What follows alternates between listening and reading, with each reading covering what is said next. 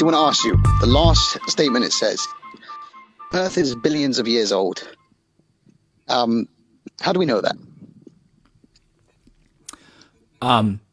So we can date zircon crystals and igneous rocks and meteorites. And the meteorites we always get consistent dates of around 4.6 billion years old. Those are the things that collide together to form rocky planets in solar systems. But we've dated things on Earth many times. And we get different numbers, but the oldest dates we get go to like 4.5 billion years old. No, but I want to just dive in a little bit deeper into that. Like, for example, how do we know the Earth, the universe, as a matter of fact, is 13.7 billion years old? So from my understanding, correct me if I'm wrong, Edwin Hubble in 1929 invented one of the perhaps largest telescopes, whatever the right terminology is, which kind of showed us that the universe is expanding. And I'm saying this in very simple terms. And due to the expanding ratio of the universe is if we extrapolate backwards based on the speed and size of its expansion, it would take us approximately 13.7 billion years to get to the beginning, right? And that's the logical conclusion. Am I on the right page? Yes. Okay, great. Now, say, for example, and I've done the mathematics here, but you can feel free to run this through with yourself. Say, for example, I was to watch a bee, or as a matter of fact, I see a human move at the age of 90 for approximately 1 second. Would you say it's a ginormous fallacy if I began to predict where that human was approximately 8.5 years ago? So the fallacy is comparing a human, which has many degrees of motion, to the expansion of the universe, which falls under fixed natural law. Right. So no. What I mean to say is the time frame since 1929 of what we've been observing the speed of the expansion ratio, right, of the universe, the expansion rate of the universe, is the equivalent of observing a bee for a quarter of a second and trying to predict where that bee was 8.5 years ago. Yeah, I explained why that's a fallacy. We're making the same prediction. Yeah. Yeah, but you're comparing things that are so unbelievably unlike each other. So do you think that the Earth used to orbit the sun in the other direction? I don't know much about astrology and so on and so forth. This is a gazillion times simpler than the Big Bang, but and astrology is horoscopes and stuff. But do you think that or I can just ask you, do you think it's reasonable to think that the Earth used to orbit the sun in the other direction? I have no clue. I don't know anything about astronomy. I'm not particularly. I don't have a conclusion on something I never thought about or learn about. Well, we're just embrace and for the purpose of conversation. Work with your narrative. What? For the purpose of conversation, walk me through your narrative, as in play the devil's advocate. Pretend, for example, I believed whatever it is you would hope it's possible for me to have believed, and then work me through what the correlation is. So what I was hoping is you would say that it makes no sense that the Earth used to orbit the sun in the other direction, right? Because the Earth does not have degrees of freedom in the way it moves. It is following these like fixed natural laws, in this case gravity, which is caused by relativity, the curvature of space-time.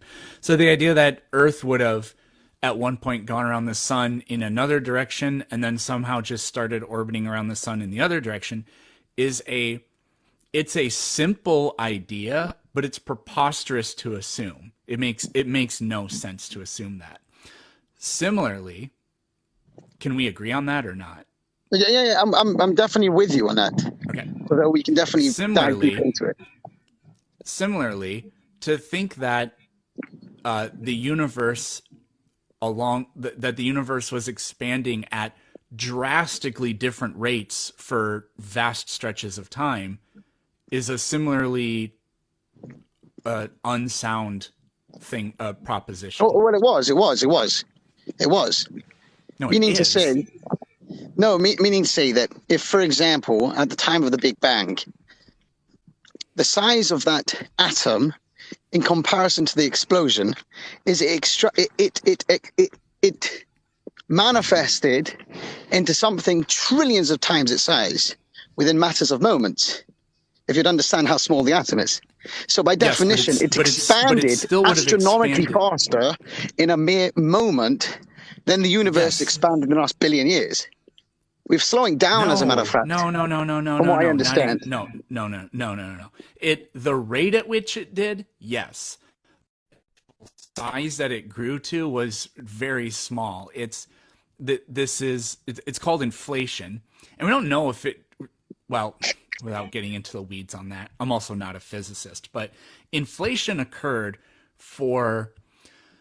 Oh God, it occurred between 10 to the negative 36th and 10 to the negative 34th or something like that seconds into the existence of the universe. Like far less than a billionth of a billionth of a billionth of a second. And the universe expanded tremendously during that brief period of time. But the universe didn't get to, it only went from, it's like, the comparison I read, I have this in my book, but it goes from something like close to the size of a proton to about the size of a grapefruit in that time. Now that's nowhere near comparable to the observable universe we see today. And again, it was for just a brief moment. All right, but I feel like that my point I was trying to bring out at the beginning of this conversation was diverted due to the analogies that perhaps I presented, and I think I'm going to try and retap into that without using a metaphorically speaking a human or a bee, but using it for the. Let me try and explain what I'm trying to bring out. Right, the time frame that we've been monitoring the expansion rate of the universe is such a significantly small number in comparison to our prediction of when we extrapolate backwards the age of the universe, that in essence it's like me and you observing something for a quarter of a second. We've never seen this thing before. This is a new phenomenon in physics. We've never observed this before. And we got a glimpse of it for a quarter of a second. And based on that quarter of a second, we believe that's all the knowledge and information we have within the laws of physics. If it always expanded at the speed we observed it for that quarter of a second, we're making a prediction that it must have been X, Y, and Z when it first started moving. And I'm using the analogy of, like, if I was to observe a baby in the womb, okay, the expansion would be it's getting bigger. But if I was to observe a 95-year-old man for 5 years, right, the expansion would be it's getting smaller. So if I extrapolate from a 100-year-old, from a 90-year-old to a 100-year-old, if I extrapolate backwards, I'd imagine that 100 years ago, that human was humongous, because of where I'm observing in that spectrum. So your premise is that based on our understanding, is there's no reason for us to believe that it sped up and slowed down, right? There's no reason to believe it's not consistent. That's your premise, but your premise is such a... Yes, my premise is that the laws of physics don't wildly fluctuate over time. No, but my premise is that we're only observing the laws of physics within that specific time frame. Yeah, and therefore they have not fluctuated wildly over time. Correct. I don't find that to be an unreasonable That's what I'm trying to assumption. say. The same way, right, that when we observe something for a quarter of a second, right, that's all we can observe within that quarter of a second. That's what I'm just saying. The amount of time that we've observed this universe to make a prediction that it's 13.7 billion years old, when in just 1999 we believed it was only 7 billion years old, right? So we've literally jumped in the last 23, 24 years. By like a humongous number, right? Like we were so far off just 24 years ago, right? Am I correct on that? And I just find we thought it was between 20 and 20 billion. We didn't know, right? But it ended up falling in that range because we had very low resolution technologies to actually test that at the time. Right. And nowadays we believe we're just about 200 to 400 million off potentially, in either direction. I just find that the numbers for people like me and you who are just pondering over it, 13.8, 30.9, it makes no difference in our minds, so we don't really fathom what's going on. But to me, if you really think about the data there, it's like 200 million years in retrospect to our primitive understanding is an insane amount of time. It really is a humongous difference. And it's like, how conclusive is the science? It's like a 1% difference. No, that's what I'm trying to say. When we think about 13.7 to 13.9, right? Me and you think of it as just a nothing difference.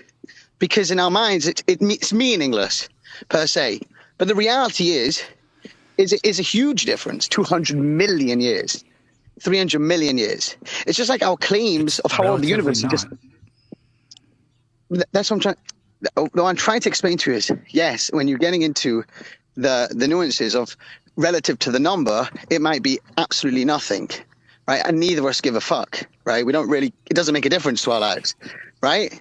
So it wouldn't, even if science came out tomorrow and said the universe is 15 billion years old, no one's going to be alarmed. They won't care. It won't do anything. It won't, if they say it's 6 billion years old, no one's going to care. It's like, all right, great. What should I do with that information? Nothing. But what I'm saying is that I just find the idea that we claim the universe has got this age based on literally our analysis of an expanding universe within the last 100 years. Okay, under 100 years, it's 93 years. It's the same as assuming that the Earth didn't used to go around the sun in the other direction. Well, let me. How about this, right? It's the same level of assumption. Okay, also, but let me ask you a question then. Let me say one more thing. I've been listening for a very long time. We currently do this kind of thing with comets, for example. We can observe a comet for just a few hours or maybe a few days, and then we know the physics. We can then calculate what its orbit will be, and we'll know exactly what part of our solar system it will pass through, how close it will get to Earth. So we can know that kind of stuff years in advance. In fact, we've been able to do that for an incredibly long time. The reason it's called Halley's Comet is because in the very late 1600s, Edmund Halley, in the 1600s, looked at data of a particular comet that had come by a few different times, and he was the first to recognize, I'm pretty sure this is actually the same comet coming around and around. And he predicted exactly when it would come back next time and what part of the sky you could look to see it and precisely which stars it would trace by. He died before it came back because it only comes back every 72 years or whatever. But it did exactly what he said. So yes, just by observing things for brief moments, because the laws of physics are fixed, we have all the confidence in the world to talk about what will happen in the future and what happened in the past. It's not, it's an assumption, but it's a data-driven assumption. And so I don't find it to be unreasonable at all. The only reason anybody would want to doubt it is in favor of thinking that the universe is only a few thousand years old. And the only reason to even think that is because some very old book tells you so. But that's not a good reason to doubt. Oh, right, but I want to tap into that a second. The idea of believing the Earth or the universe is 6,000 years old isn't a contradiction to what you believe being 13.7 billion years old, because we both know that God created the Earth not as a baby. Even Adam and Eve, according to the Bible, was created as fully grown men. And I don't think you I'll tell you, it's very, very, yes, I do. It's very, very clear. No, you believe I'll explain it. to you. No, I'll explain to you. I'll explain to you what I'm trying to say, right? When God made Adam and Eve, did he make them as newborn babies? Or did he make them as fully grown adults? That never happened. No, in the story, is the story presented that when God made the trees and made the animals, the trees were tiny little seeds put into soil, or did he make fully grown trees? It doesn't say either way. Well, by definition, Adam couldn't have survived according to the story if the trees didn't exist, if the animals didn't exist, if the fruit didn't exist. The whole story is about eating from the fruits. But they literally couldn't die. They were in the garden. Well, then, what do you mean they couldn't die? They were in the garden. What does that mean? They couldn't die in the garden. Before sin entered the world, they couldn't die. How? Let So me coach. You want he to? doesn't Okay, so need let me to ask you a he doesn't question. need to do anything. Was it a sin to eat from the tree of knowledge, according to the story? Okay, let's I'm asking you not a change question. I'm the asking you a question. subject. No. I'm just asking a question because you want to talk about the basics of Genesis. I want to ask a question. If sin didn't exist and temptation didn't exist, and temptation and sin only came after they ate from the tree, how did they end up eating from the tree in the first place? A serpent told them to. And by the Right. way, Yeah, God but they had. lied to them. Well, you have to. This is why it's like I don't want to sound like condescending in the slightest, but like my heart disproportionately goes out to people that have learned the Old Testament through a Christian, perhaps whatever the terminology is, lens. Meaning to say that when you learn it in a Jewish perspective, in the language of Aramaic, which is written, you learn it It's completely written in differently. Hebrew. It's written in Lashon HaKodesh, okay? In Hebrew, whatever you want to call it, Aramaic, Hebrew, Lashon HaKodesh, and so on and so forth. But what I will tell you is that you want to Google what it's written in? I'm wondering if how closely related Aramaic and Hebrew are. Exceptionally. I I'll take your word for it. Yeah, well, feel free to challenge me on it. I'm always down to be enlightened.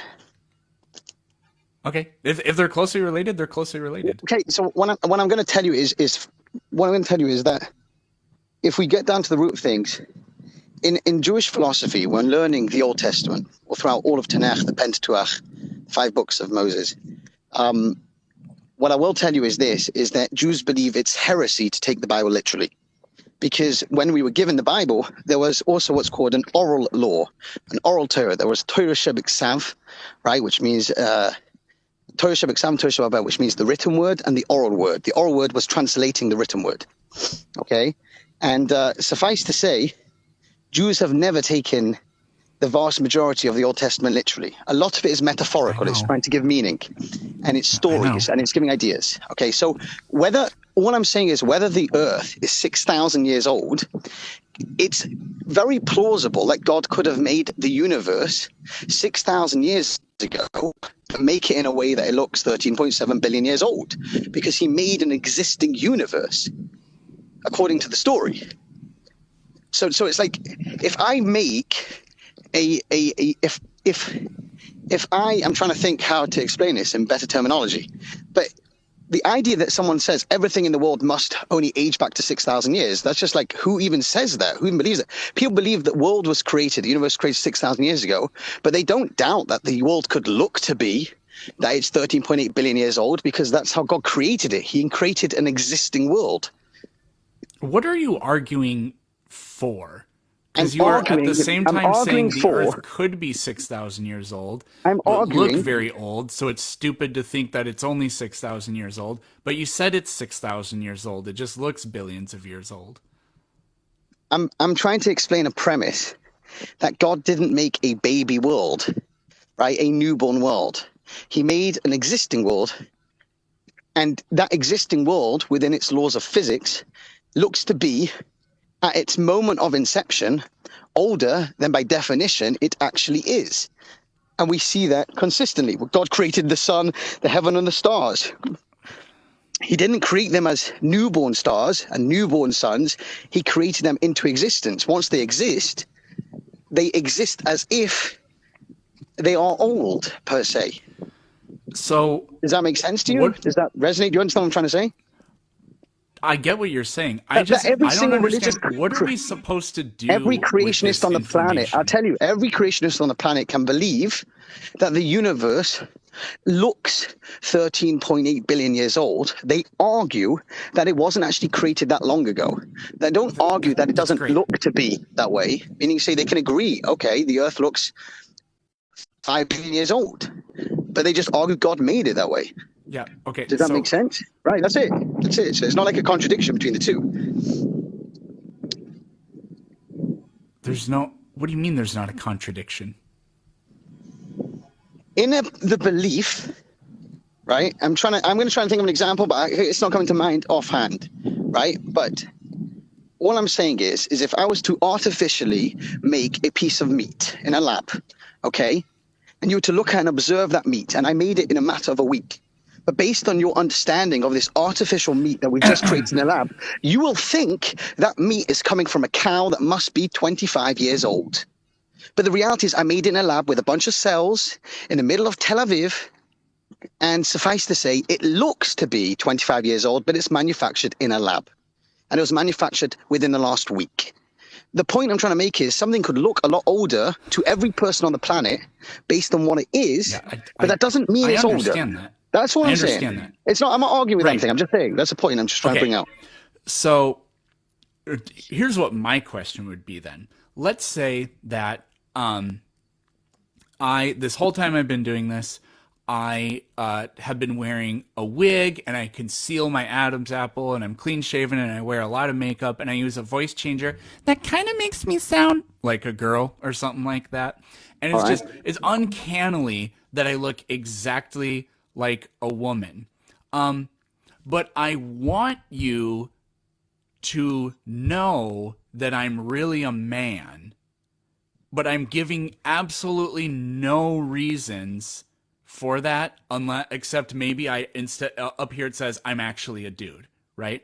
Okay, why on earth would you believe what is written, despite the fact that every single thing is saying otherwise?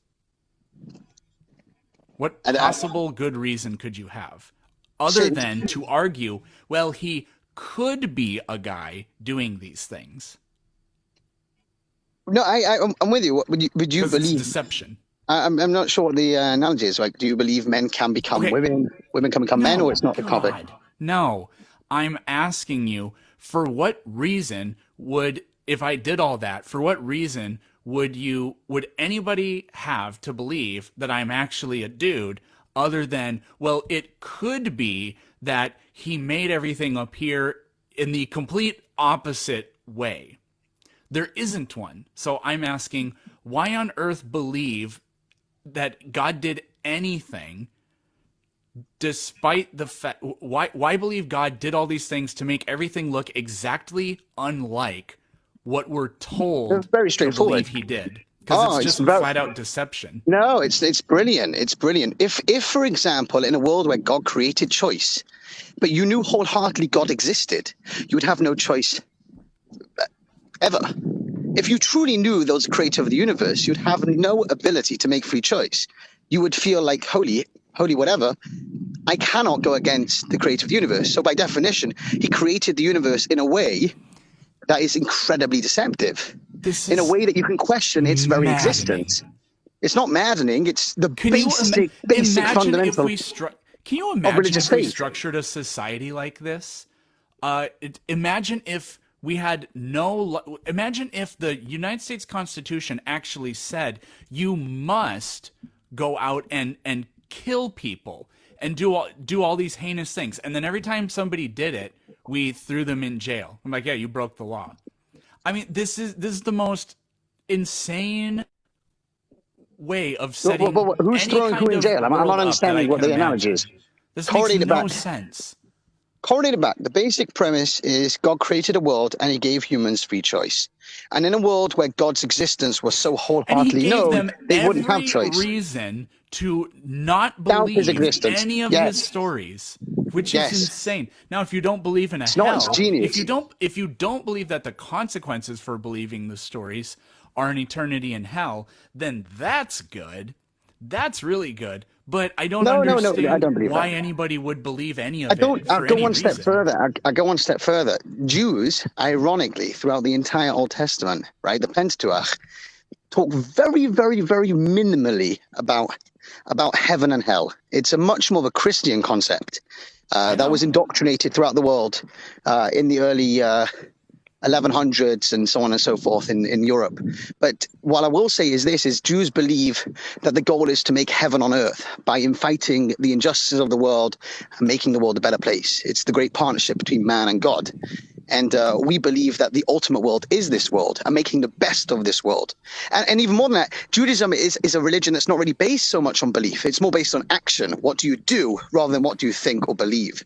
Christianity is much more based on belief, right? So I differ on a philosophical standpoint of the Bible, which I don't want to sound, like I said, condescending, but belonging to the faith that kind of Jesus was, according to history, as Jesus was Jewish and was, as far as I'm aware, and studied and learned in Hebrew, right, in Bethlehem, right? And suffice to say, the people that still learn in the same language that Jesus did learn the Old Testament incredibly different to the way the disciples of Jesus tend to learn it. I don't disagree with you. The only thing I was asking, and I'm going to let Cease take over for me. My big contention was, like, I don't understand, why should anybody believe that God created a world that is young when there's absolutely no reason? He purposely set it up in a way that it doesn't look that way at all. It just says somewhere that he did this at this point. No one has to believe it. It's not like that's what I'm trying to say. But anyways, Cease. I'm just going to say a couple things. I don't have too much time, so I'm just going to say this. Ultimately, the idea that God would make the earth look a certain kind of way but be something different, I don't see what the point of that would be, why God would be deceiving in that way. And two, what you're describing is something that's ultimately unfalsifiable, right? Like, yes, now I can appreciate the idea that the Bible shouldn't be taken literally, and the metaphorical approach is a better approach. I can appreciate that. But ultimately, any form of theism is making unnecessary assumptions about reality that we don't need to make. And while I might prefer your approach to a Christian fundamentalist, obviously, all the things you're saying to me just seem like, arbitrary. Like, I don't see the relevance of believing these things in this way. Right, but I don't either. That's what I'm trying to say. We don't practice it based on belief. Like, you're not considered a better Jew if you believe the world is 6,000 years old versus 13.8 billion years. It makes no difference. It's just the story is a concept about the rise of civilization. That's what it's talking about. The story of Adam and Eve doesn't have to be literal in the slightest. It's referring to the beginning of our. It's referring to the rise of civilization, which dates back to around 6,000 years ago historically. When we talk about the concept of the first civilizations coming, the oldest we can date back to is around 6,000 years. And that's kind of what the story is referring to. But what value do you think, ultimately, these stories have on society? Like, do you really think... When learned in depth, I believe they have tremendous value. Can you give me an example? When learned out of context, on a literal sense, I believe they are incredibly dangerous and detrimental to society. Can you give me an example of how it is, when learned in the right context, how it's useful? When learning the right context, just elaborate a little bit further for a moment so I understand exactly what you're asking, so I can try and give the best answer possible. Yeah, you're saying that when understood in the right context, that this type of religion and these type of stories are very important and useful and a positive thing. And I'm trying to understand what makes you think that. Well, I'll give you an example, right? Throughout most of human history, most people believed that the greatest sacrifice they can give to God was their children, right? Going all the way into the Roman days, child sacrifice was rampant. Correct me if I'm wrong.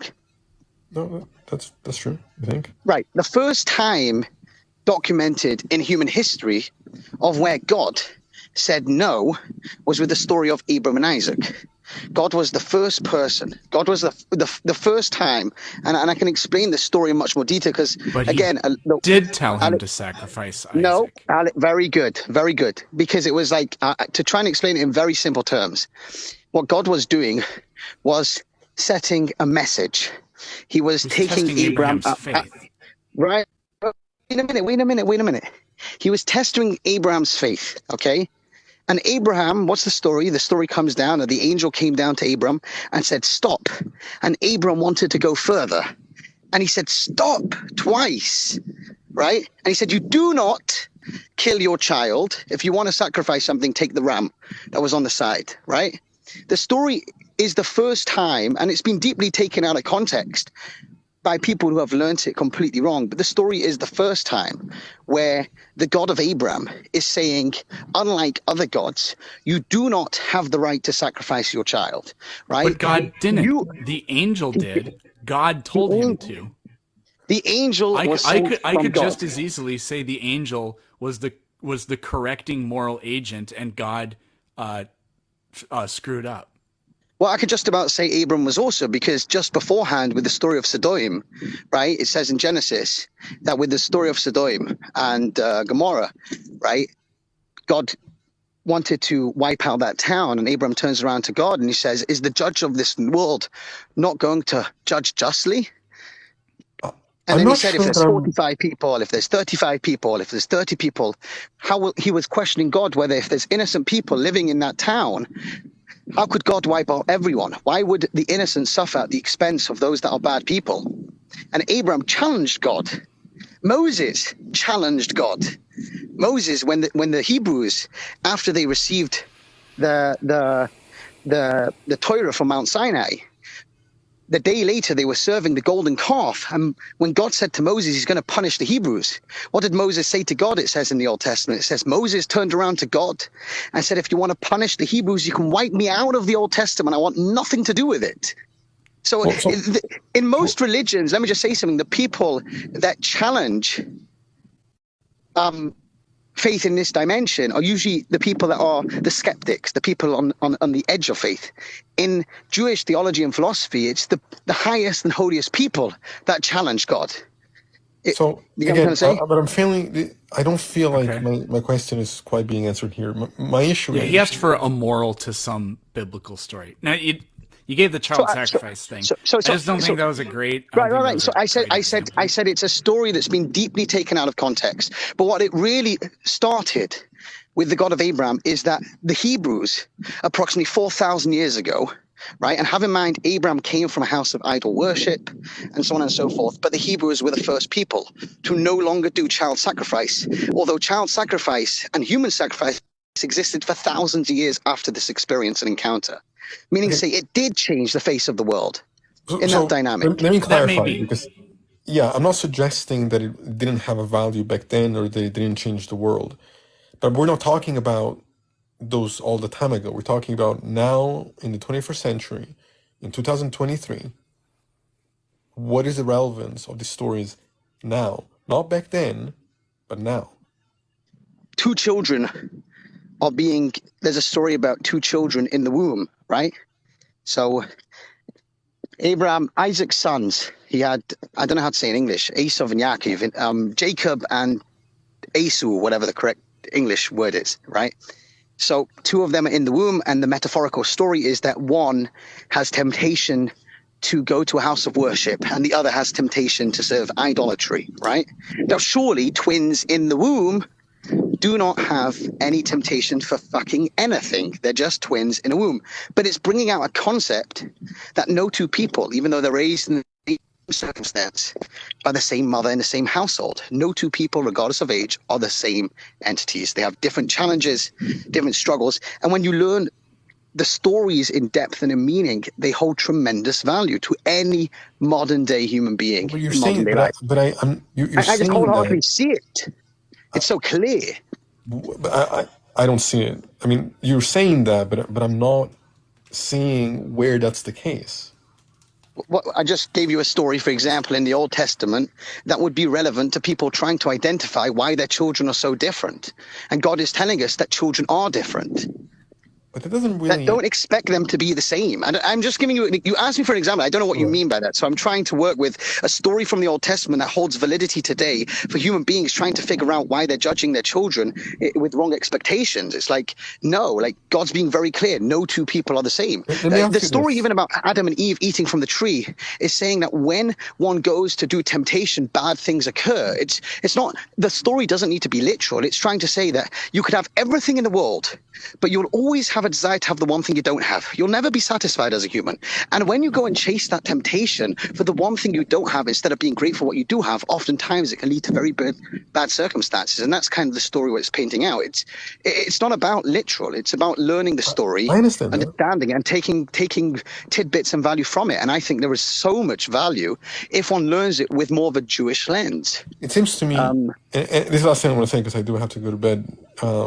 But it seems to me that what's going to be better at understanding the real nature of the difference of children and or of human nature? These stories which can be misinterpreted, or what psychology teaches us, what the sciences teach us. Right. So Well, hold on, just one minute. Let me clarify.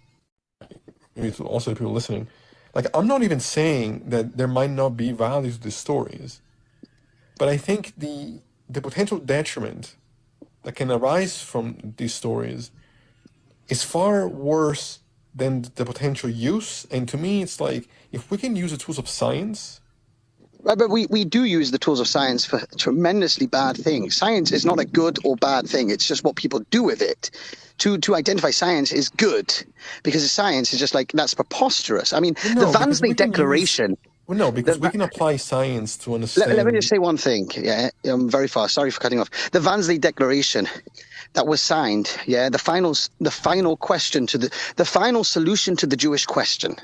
The Vansley Declaration, do you know that the vast majority of people that signed that agreement to exterminate Europe's 11 million Jews, okay? Do you know that the vast majority, 97%, held the title doctors or doctorates? Yeah, but there are phenomenally educated people in the world have done. I'm sorry, I got to jump in. Horrific things. Hold on, David. In the name of science. You can have scientists. It wasn't in the name of science. Yeah, well, that wasn't in the name of science. You can have scientists who believe in pseudoscience or use science or misinformation and pretend to be doing science to back up some dogmatism. But that wasn't in the name of science. That was in the name of racial and religious and nationalistic and political dogmas. That's not because of science.